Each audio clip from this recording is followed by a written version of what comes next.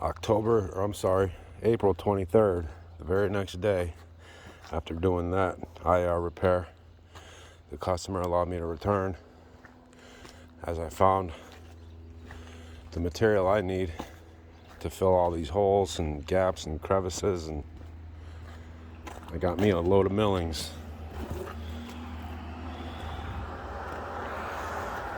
So the work continues, and all my efforts from yesterday are not abandoned. So right now I'm just cleaning out all this debris. Not entirely sure what it is. If it's silt, I'm sure there's some asphalt cement in there. There's some chunks.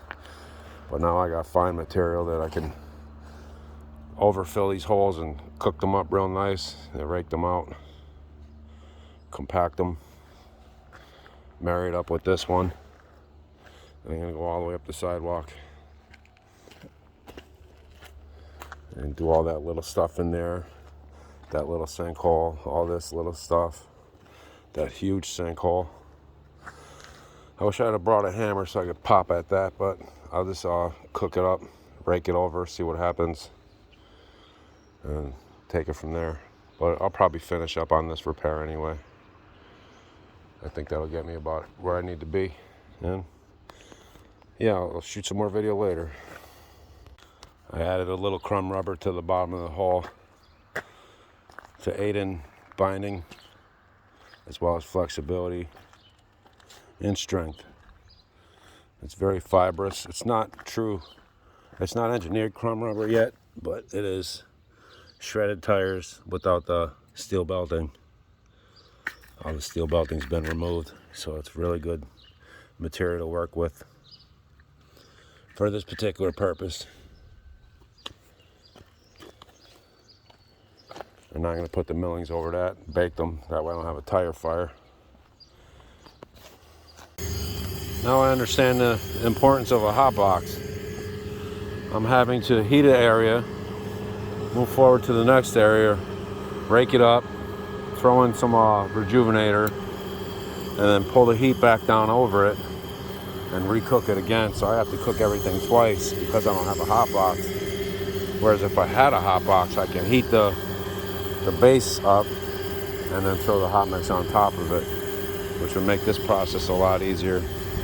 Also, millings being very loose, I don't know if it's maybe because the millings that I have are wet, but it's taking a little bit longer than I had hoped. But so far the units are working really well, all things considered. Still having some balancing issues with the getting the gas to even out, because it comes in on that side and then from that valve it has to tee off over to this one, so obviously that one gets the favored pressure, and just finding the right balance between the two is difficult. I'm always having to tweak that one, tweak this one, tweak that one, tweak this one. It's never really quite right, but it's good enough. But I like to see smoke coming out of them equally, so at least I get some kind of indicator. But so far the repair is going very good. It's a little bit lower than I would like. It's a gully now, but it's already used up almost all the millings I brought again, and that's 10 cubic feet. I still got to do that gaping hole down there. That'll probably take up everything, and I'll be able to take all this stuff home with me. I'm also sprinkling the crumb rubber on the top of this, and then vibing it in while it's still hot. And whatever rips off, but whatever stays. It'll all add up to something good. I'm guaranteeing this repair for 3 years, so anytime any failure happens, I have to come back and redo it all. All right, update coming.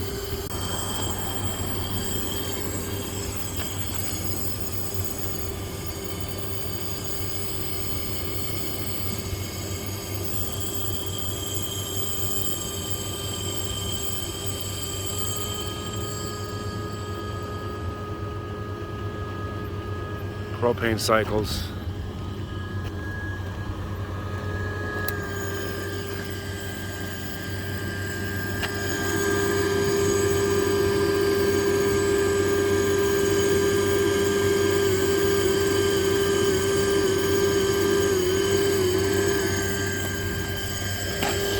These little 20-hour fans are troopers.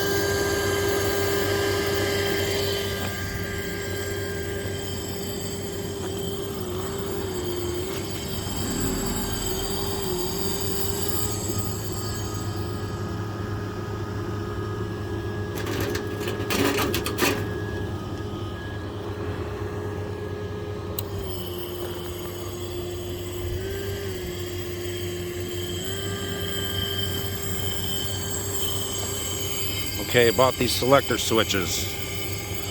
This one turns on and off the Arduino, or the microcontroller. This one cycles between programmed cycles or full throttle. And this one tells the Arduino to either fire 2 or 1 igniters, because you don't want to have the second igniter firing if there's no panel connected, so you can run only one panel. Future iterations, I'm only going to do one panel, so that won't be there, but for now, because I'm running 2 panels with the option of having the second panel on or not, I have that switch. And I definitely don't want the, what's it called, the voltage generator arcing on anything metal, like right there. Oh, I forgot to connect something. I wonder why I'm having troubles. Yep. Well, okay, I'll update video later. Yeah, I definitely should have brought a hammer and popped all this crap out, or even sawed it out. I'm not a fan of saw cuts, but in this case I probably would be. I had to drag that thing around, scraping, and it was fighting me every step of the way. And as soon as I'm done cooking that, I'm gonna have to drag it over this crap and cook that deep hole. Yeah, that hole is a good, I don't know, maybe from here down to here, almost a foot in elevation difference. So there's a good hump right there that probably needed to be addressed. And learn as I go.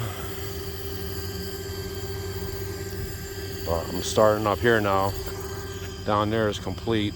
It looks like crap, but I learned that millings ain't great to work with. I'd rather crush the asphalt. But that hole down there also took a lot more millings than I was anticipating. It took almost my whole entire 10 cubic feet. That's bare metal. This is almost a bare metal. I only probably got about 2 cubic feet, maybe 3 left.